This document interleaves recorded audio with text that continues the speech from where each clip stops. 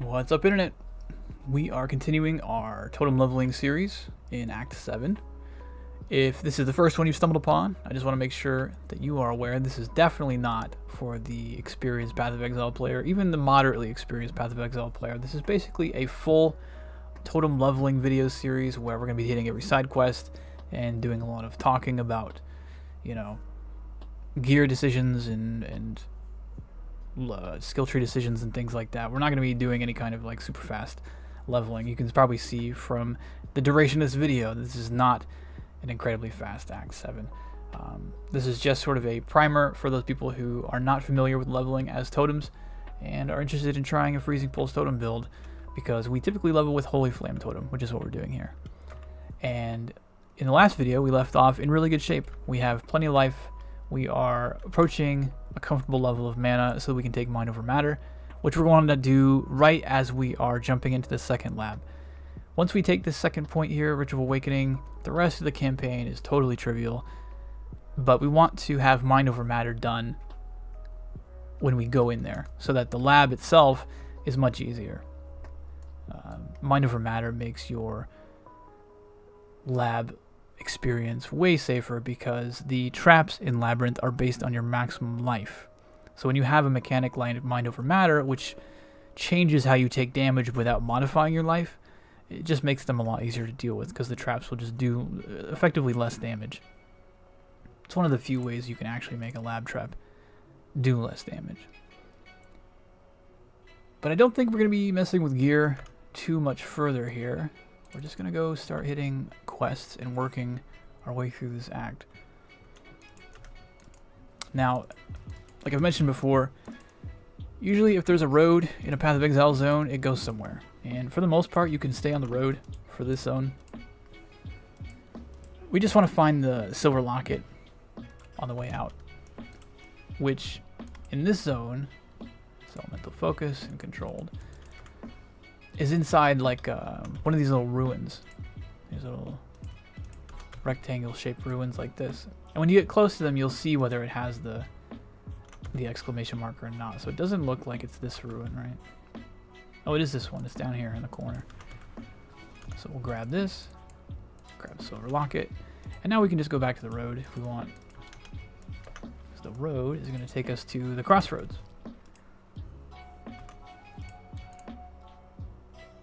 We don't have to turn that in just yet. The silver locket's a pretty tiny item, so we can take it with us. Now, just like in the old Crossroads, there are 3 ways that you could go from the waypoint.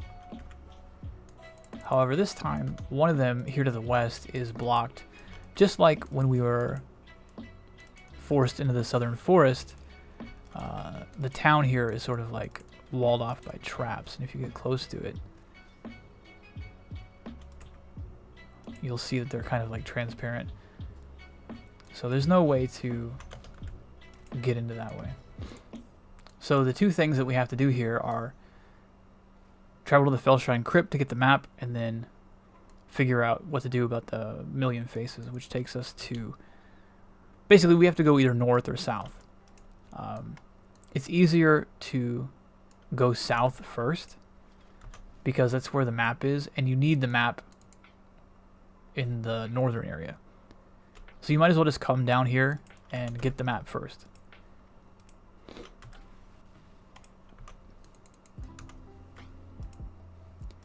And again, like most Path of Exile zones, if there's a road, all you gotta do is follow the road and it will take you somewhere, usually where you need to go.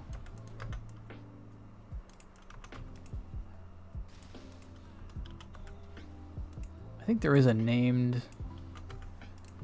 statue here somewhere, but I'm not super concerned with it. I think the road is leading me in a circle. I think I forgot to follow the road south.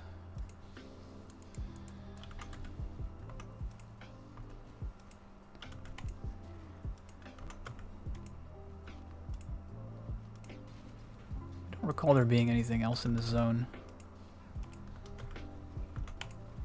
So you can just kind of run straight here.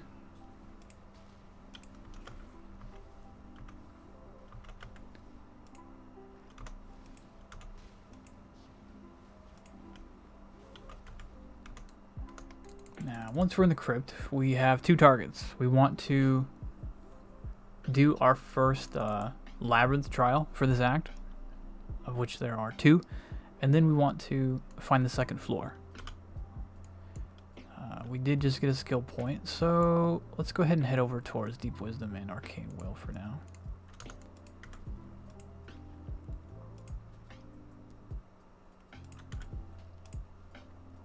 And just like with any of the other zones where you're looking for a lab trial, you're looking for that book icon on your minimap.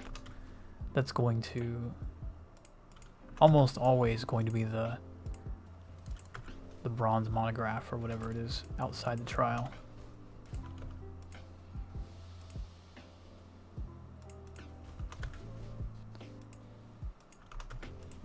Looks like it's up here. And like usual, I don't want to skip any essences on the way. They're basically free alchemy orbs to use while you're leveling. And like most trials, Flame Dash is your friend here. Some 4-lane gloves, maybe we'll chuck a essence onto. These things do quite a bit of damage if you just run through them, so you can run through them, just be mindful of like how much life you have.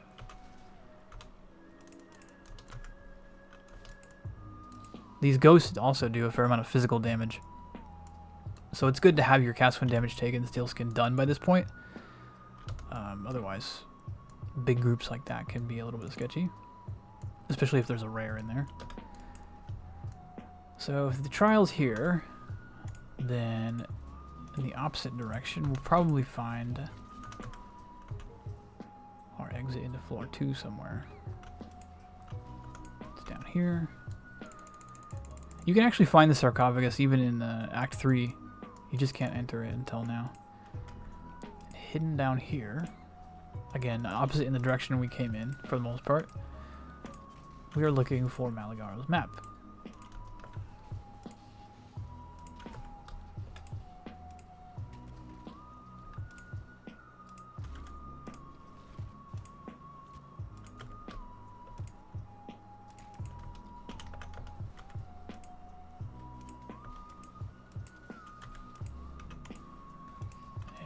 Our exclamation mark.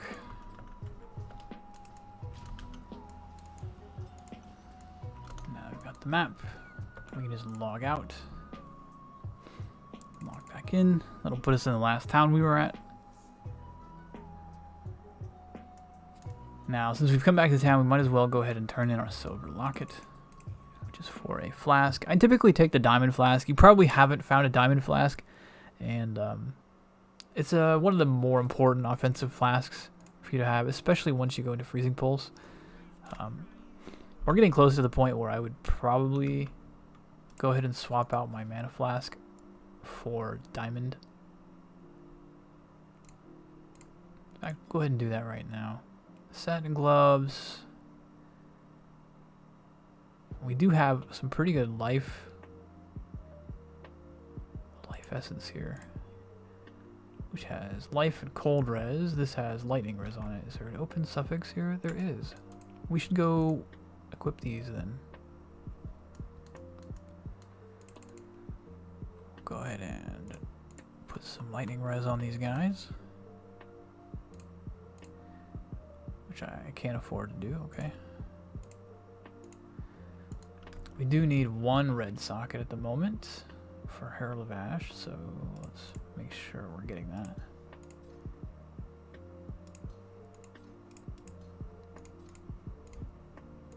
Now we've got a little bit more life. We did lose a little bit of mana, but not enough to care.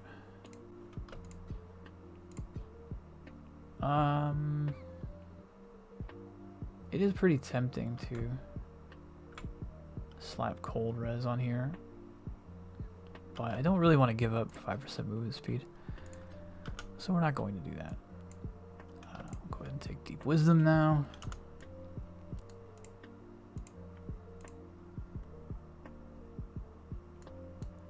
So now that we have our Maligaro's map, we are going to go back to the Crossroads and head north.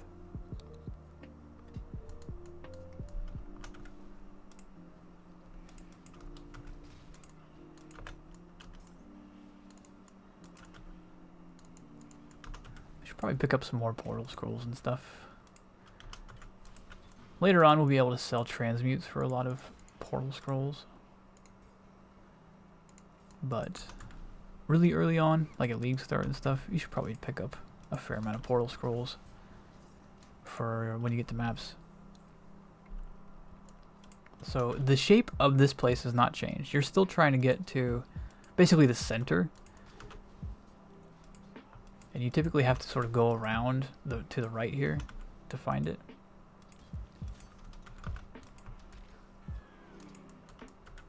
You will sometimes come across a...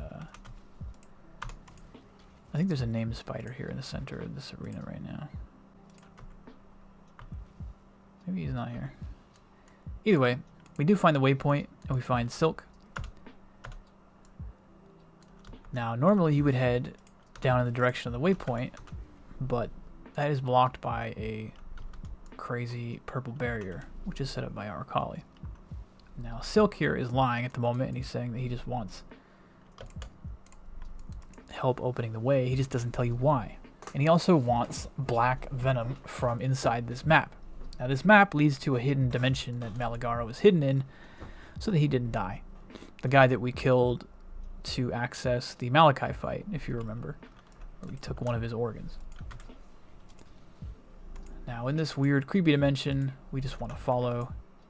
It's sort of hard to figure out. Like, this is another one of those where I should probably learn the layout tricks to this one. But as usual, like, following a wall will typically get you where you need to go. And generally in this zone, you're going like north to northeast for the most part. I find so. I typically follow a wall in one of those two directions.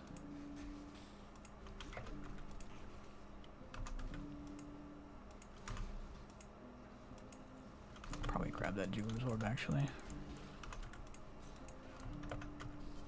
We're not rich enough to ignore jeweler's orbs just yet. This guy's got a lot of life. And there is our door. Go ahead and drop a portal, just in case we get killed.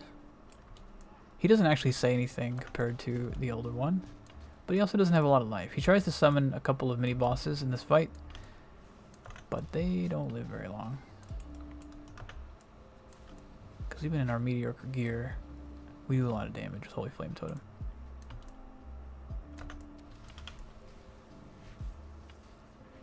And for the most part, running in circles will serve you very well, because he does a lot of attacks that he it takes him a second to execute, like that one. So as long as you're moving, he's never going to hit you with that stuff. Once you've grabbed the venom, you can go ahead and take the portal back and give this thing to Silk, and he will give you a key, which for some reason dissipates the purple barrier that we encountered a minute ago. I don't know why. But if you talk to Aramir, he is pretty surprised that Silk is talking about Aracali, because Aracali, as it turns out, is a giant spider. And for some reason, Silk wants to have relations with said giant spider, because he's a weirdo. Unfortunately, he's going to get his wish.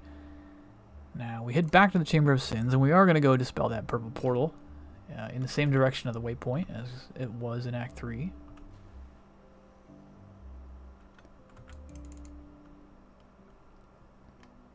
And just like in the Chamber of Sins level 2, there is a lab trial here. Somehow it's completely different than the one that we had originally.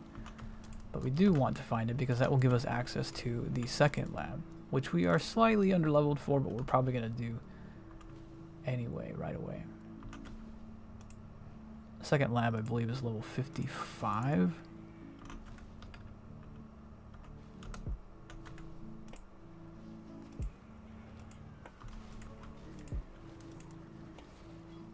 I think the book icon here is going to point us in the right direction.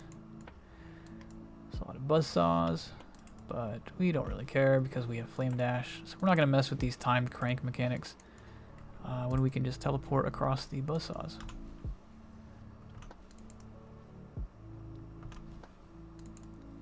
You can hit that one just because it's on the way. There's also a crafting recipe here, easy to miss. Try to remember to grab that guy. Click our portal, and we're getting the heck out of here. So now we have access to the second lab. So we'll get to the next waypoint. There's also, as you can see on the minimap there is another hideout. If you want the baleful hideout, you can find it here.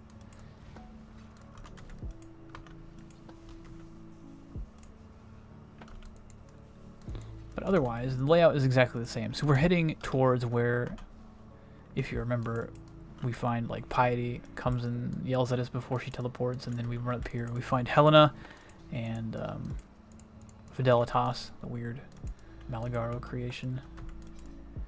But all those things are long gone, and there's just a bunch of zombies left now.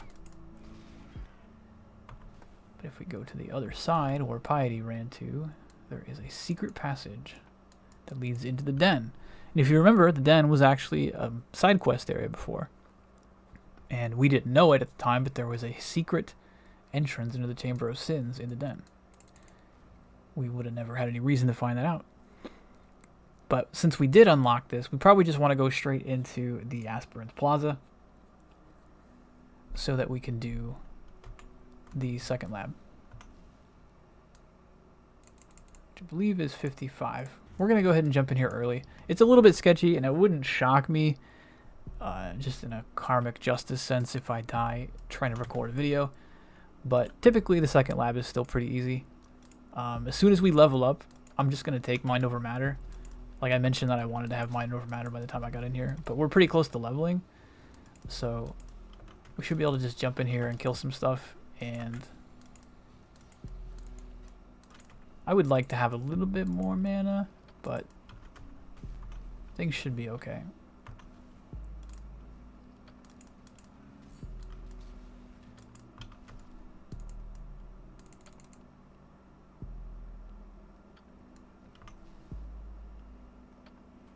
There's another crafting recipe here. It's not the same one as the first lab. There are 3 tiers of it. It's a sovereign who empowers the scepter. Which one is that? This is the curse pillars, which is pretty easy for us. When you blow them up, it will remove the curse aura. If you want, you can kill all 3 of them. He's already out of life. I don't know if we killed the second portal or not. We'll probably have 2 curse auras in the last phase, but it's not a big deal because he'll die pretty fast. Check the layout. Looks like there's a straight across. You're going to notice a lot more traps in the second labyrinth compared to the first. A lot of these are like rocks that are sticking up out of the ground. If you walk over them, they'll often trigger like poison dart traps. There's not quite as many here as there will be in the 3rd and 4th labyrinth, but there are plenty. Like you can see right now, we've got a lot of spike traps and stuff. And like I mentioned, it's not too big of a deal as long as you're paying attention to where you're going and being liberal with your flame dash usage, then you should be pretty safe.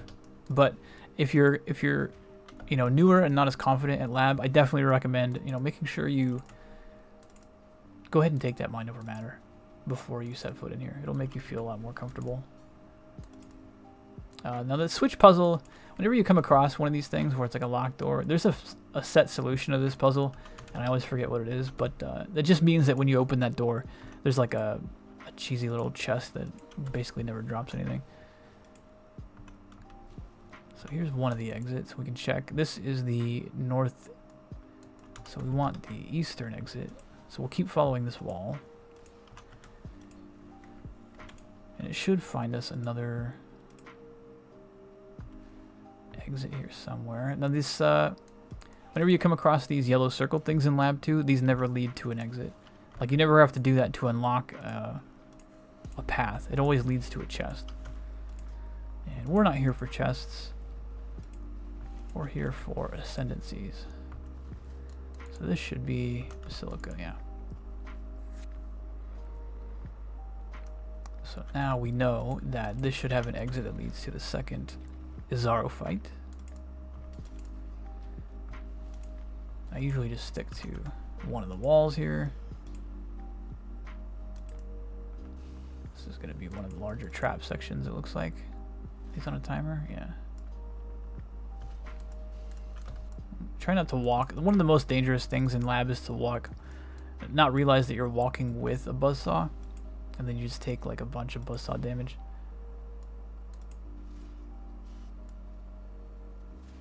Just want to try and teleport across them whenever you can. And then go ahead, dash through. Flame dash is just your best friend for lab in general. Here's one of the exits, which goes to Sepulture. So if we stick to the wall here, the other north exit should be where we want to go. I would definitely like to get Mind Over Matter here, but probably won't get enough experience until after this fight. So we have Curse Auras up. And this is some things that slumber. So these things are gargoyles that work kind of like the other statues. You just shoot them, do damage to them whenever they're active. Like this one's active, so we could bust this one. Otherwise, you just want to keep an eye on his arrow and not get hit by any of his big AoEs. And he's dead.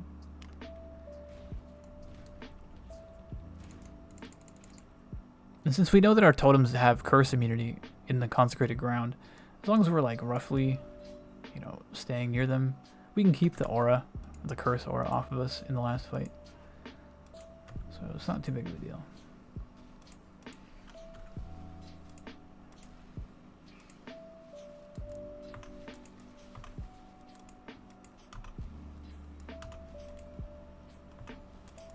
This is basically the exact same layout, it looks like, as one of the earlier rooms,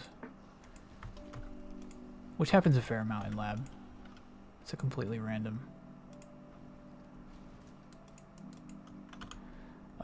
We do want to take Mind Over Matter, I think.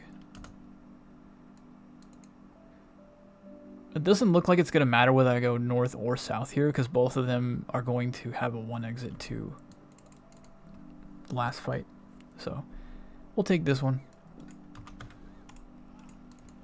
We'll just have to look and make sure that when we are trying to leave that it doesn't lead to the silver key room.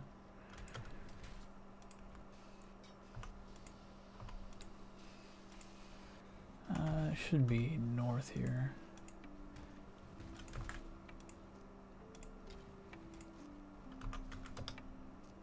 No, this was probably... I want to go north. This layout, you're pretty much always trying to go north in some respect. Time crank probably stops all the buzzsaws. Not that it really does much of anything, so we can just flash to the other side. Unfortunately, we picked the wrong door, so we're gonna have to go back.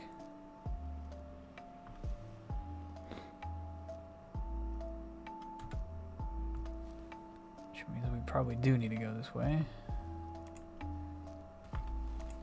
Yeah. Got a lot of skill gems. You do want to upgrade your gems when you can. I don't think I upgraded this too far. No, okay. Skill gem levels give you a lot of damage at low level.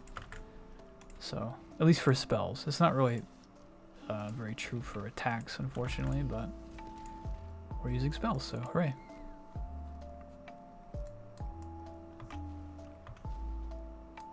Now, since this is the second labyrinth, we're actually going to have some traps in the last fight room. It shouldn't be too big of a deal because we're just going to kill him pretty quick. Dodge his attack. Stay roughly in the middle of the room. And he's dead. It's easy to like not pay attention and wind up walking out a bunch of spikes, but no big deal. We got one key. We were just blasting through. And now we're going to have the option to enchant boots on top of gloves. My gloves are actually a lot better than my boots. The boot enchants tend to be more impactful, but you could get ones that don't do anything. Oh, I'm more likely to replace the boots, I feel like, so we'll go ahead and put them on the gloves. And we will go ahead and get our second set of points, which we're going to slap into Ritual of Awakening. So we're going to get a bunch more damage because we get 5% multiplicative damage per summoned totem. And then we get 1% life regen and 0.5% mana regen for each totem as well. We unfortunately no longer summon 2 totems at the same time, which they took away from us for some reason. But it still winds up being a pretty impactful node.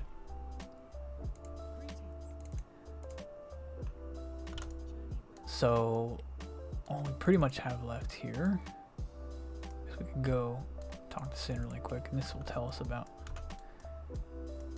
some more crap. Back to the den, since that's where we were at when we interrupted our story to go do lab. And now we have a lot more mana regen in particular. Life regen is nice, you know, it's going to keep us alive, but between Clarity and the Ritual of Awakening mana regen, we pretty much will never need a mana flask ever again, even with Mind Over Matter.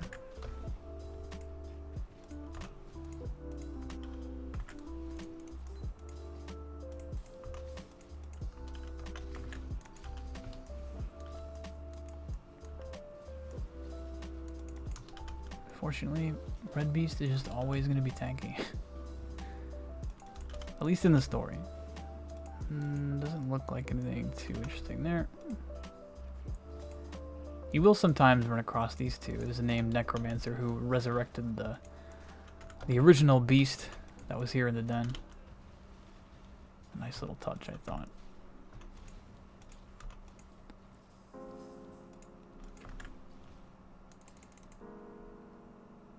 Now the Ashen Fields. This is, if you remember, the zone just to the east of town in Act 3, because that was the entrance to the den. So now we can get into the original Act 3 town that was blocked off by traps and stuff. And it was blocked off by Groost, a little jerk,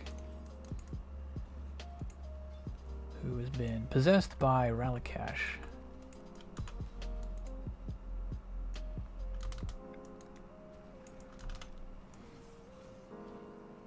Now in this fight, there's really nothing to this fight. As long as you're moving, like sometimes you'll see those red arrow things come in. There's a couple of dogs that get summoned into the fight for a second, but we do a lot of damage. And then Groost will try to throw a couple spears at you. It's hard to see because of all of our totems at this point, but you just move left and right and keep totems and flame wall and flammability on him and he'll die.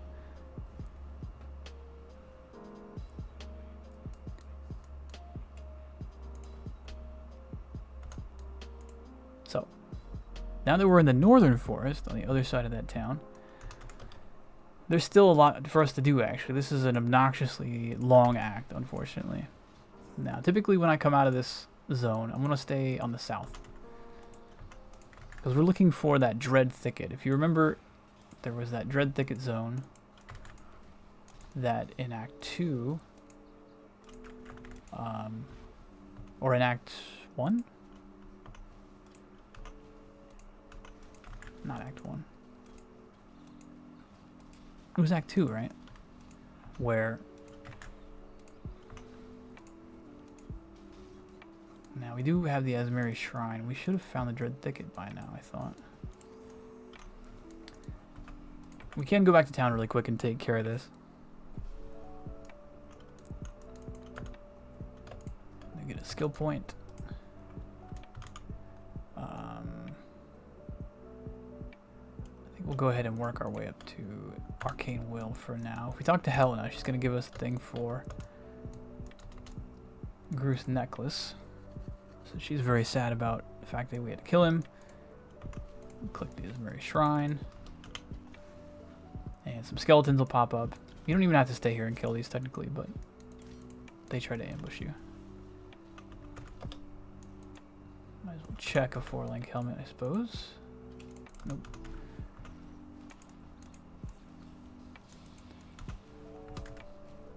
Now, I thought the Dread Thicket, again, not a master of layouts, frankly. But I expected to find the dread thicket before finding that. But it's very possible that the game has put it on the other side of it in this layout. It looks to me like it's going to. So we'll head back up here.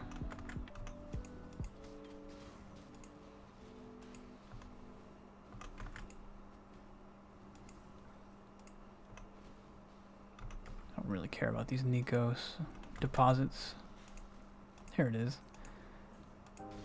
So we finally find the dread thicket, and there's two different things that we want to do here. We want to collect a bunch of fireflies for Yina. And after the fireflies, there is also an optional boss for Pantheon in here. For the most part, you're just looking for the exclamation marks, because there are a lot of fireflies, obviously, right? I think 7 in total.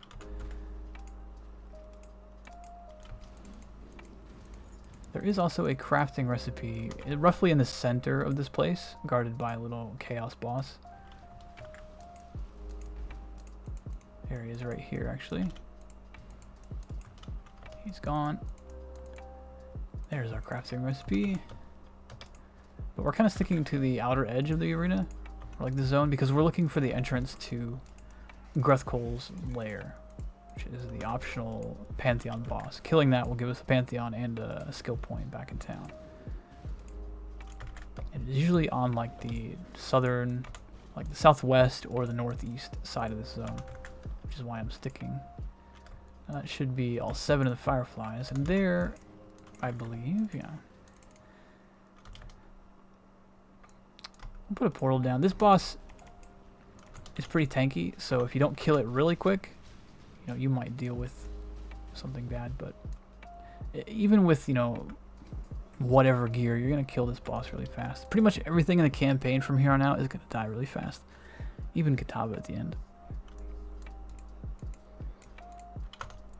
The Gruthkol is a miner for physical damage reduction. Not a terrible one, to be honest, but I don't really like it over Ruslotha. Once you're in Freezing Pulse and in like the higher end, when you have the Coward's Legacy belt and you're always considered on low life, I especially like to stay on Ruslotha. But for now, if you really want the Vismit, you can switch. Once you've got all the fireflies, the recipe in the center, and you've killed Gruthkol there for the optional quest, you go back out, and now we're trying to go north. You can follow the river if you would like. That will always take you there. And this is going to take us to the causeway. This is the first zone where you're going to encounter Alva. You can start doing incursion stuff. I'm not going to do Alva in this video series just for time's sake. I don't really have any need. But I would, at League Start, I'm definitely going to be trying to build temples and stuff even early, right? It's a really great way to get good wands, because there are, I've talked about this in the written guide before, the Topatante's prefix is one of the easiest ways to get a very good wand early on, and even late, really. The Topatantes is just always a powerful affix, and it's one of the temple-specific modifiers, which gives you cold damage and flat cold spells in the same prefix. But it's not something we're going to be doing for this video.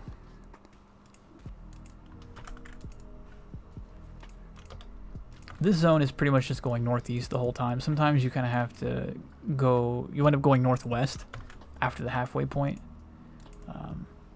The waypoint in this zone is about in the halfway point. And looking at the layout, it looks like we are probably going northwest here. Now that we found it. Yeah. It's a little bit twisty-turny, but the general direction is pretty much the same. And Flame Dash should allow us to jump that gap.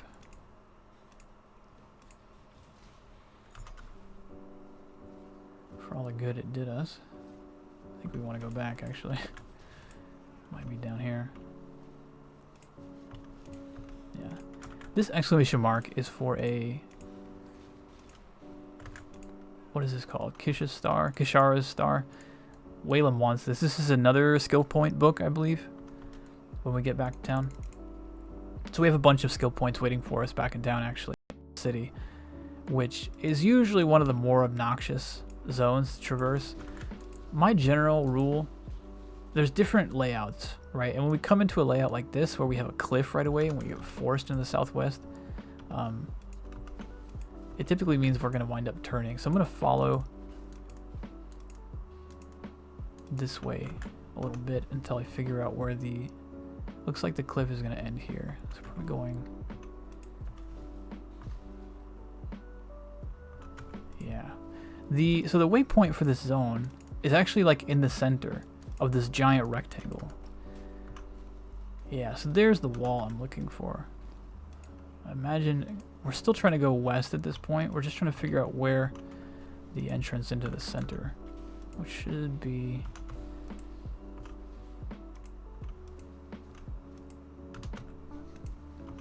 I don't know. This layout is always pretty obnoxious. We're definitely still going southwest.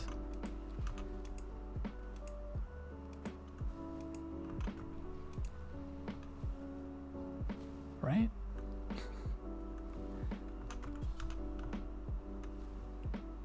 Is this gonna wrap around? Is this actually goes up? Man, some of the layout possibilities for this zone are really obnoxious.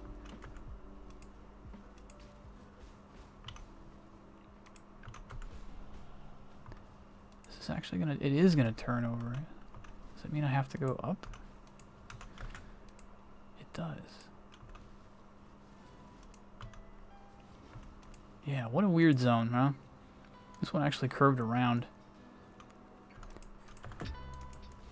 But we found it. So we'll grab the waypoint. We're actually going to go back to town and get all these skill points that we skipped. Make sure we got room for them.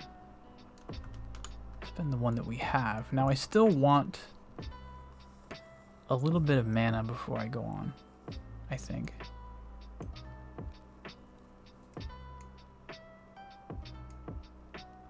Usually I'm trying to decide between Arcane Capacitor this early or just grabbing Deep Thoughts and moving on. I think I'm going to grab Arcane Capacitor.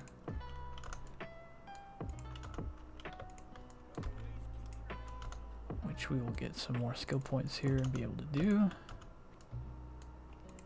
This is actually an amulet reward.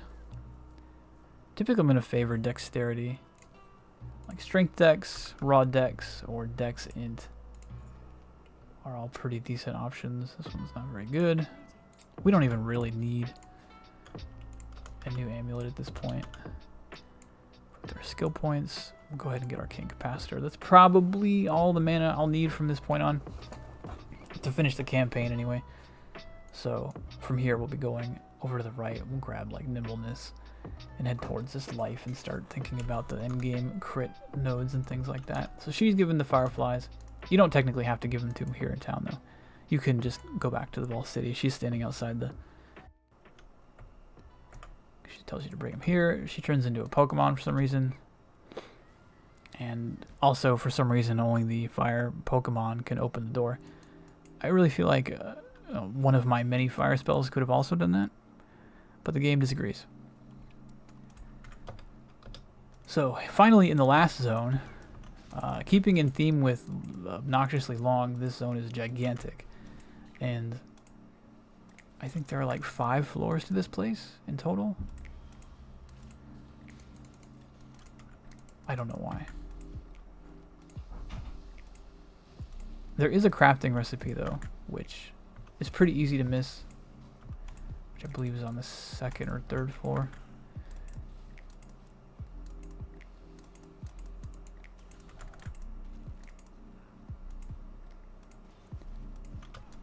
But in this zone, we're pretty much always going, again, opposite of the direction we come in.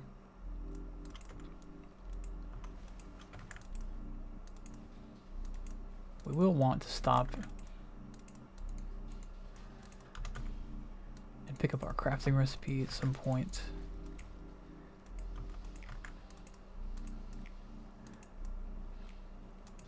Yeah, I believe it is on. not this one, but the next layout like this.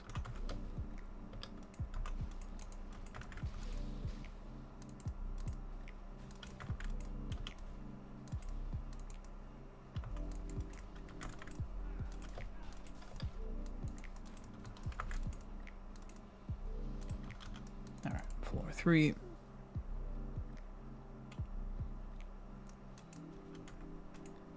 Apparently we have some.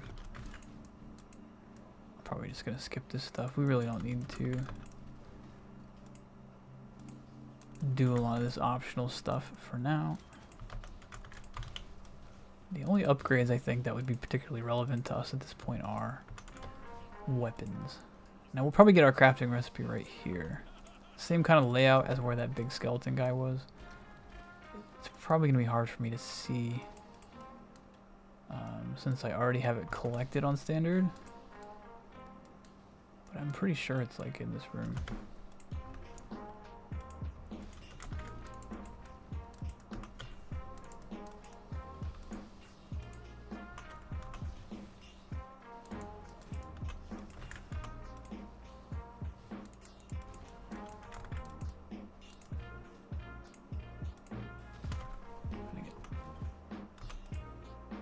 Off there. It's possible that crafting recipe is actually on this floor. I think it was on the last floor though.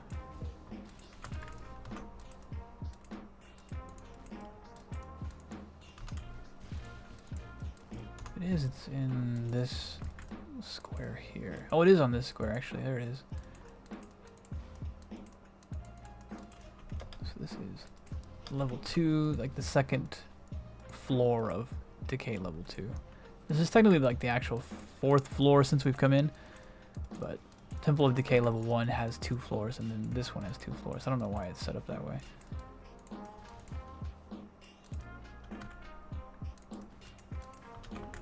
Now, because we didn't actually fit, we're not like gonna kill those beasts on the last floors. Einhard's just gonna stay with us. It's kind of a neat way to get Einhard to help you on the boss. Thankfully, the last floor is really short. Find our Kali's web. Silk is here, who apparently thinks that our Kali is his friend, even though she's a giant mechanical spider. Watch the lasers on the walls. Anyway, at half health, she's going to go over there and grab him and tear him apart so that she can heal. You can see his head sitting on the front of her. That's really gross. I didn't notice the spine had physics. It's disgusting. But anyway, she dies before she can do much. And we got an Ad-Series foible.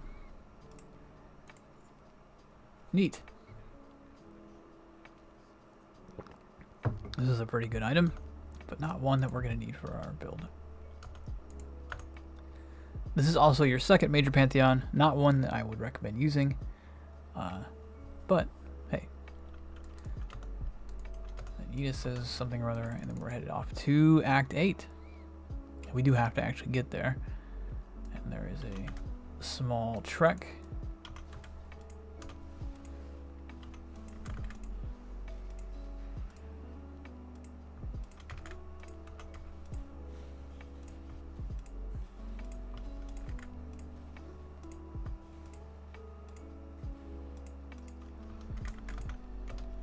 As you can kind of tell, once you get a second lab done, you hit a pretty decent clip. I would say just after Act 4 when you can get Ancestral Bond, but really like once you hit your second ascendancy point, it's not quite as pronounced as it used to be because we get a lot more totem placement speed early now, right, at the first lab. So it used to be the second lab, which just gave us this huge power spike. It's still pretty large, and everything in the story pretty much gets trivial after this point.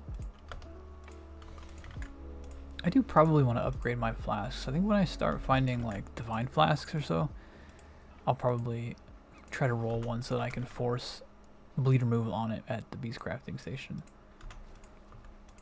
Thankfully our Quicksilver flask is going to stay relevant forever. And I'll probably keep both Quicksilvers on for the entire campaign. Somewhere around the time I get to maps, I'll switch out, I'd switch out one of them for like a silver flask, or maybe we'll even do that before. You know, maybe we'll swap this out for a silver flask. I think I picked up a silver flask, didn't I? Yeah. Maybe we'll roll that guy. Remove shock is pretty okay. I think we would rather have some charges though. Removes bleeding. Reduce charges used is really good. Let's go ahead and do that. And our last skill point, we picked up everything we need there. We've got plenty of life, I would say. I think we begin our trek over to nimbleness for the movement speed and stuff. Alright, so we've wrapped up Act 7. As expected, our gear is pretty... We actually picked up a couple of upgrades I wasn't expecting. And I don't know if we'll need much else. Maybe we'll throw this Orb of Binding at a chest piece and try to upgrade that. Our helmet is really good. I don't need to upgrade that anymore. I don't think it's got any open prefixes. Maybe we find some weapons or an amulet or something. But at this point, we're in gear that can easily finish the campaign. So if you've enjoyed this video, please click, the YouTube buttons, all the likes and the subscribes and all that. YouTube seems to really enjoy that. And I'll catch you guys in the Act 8 video. Peace.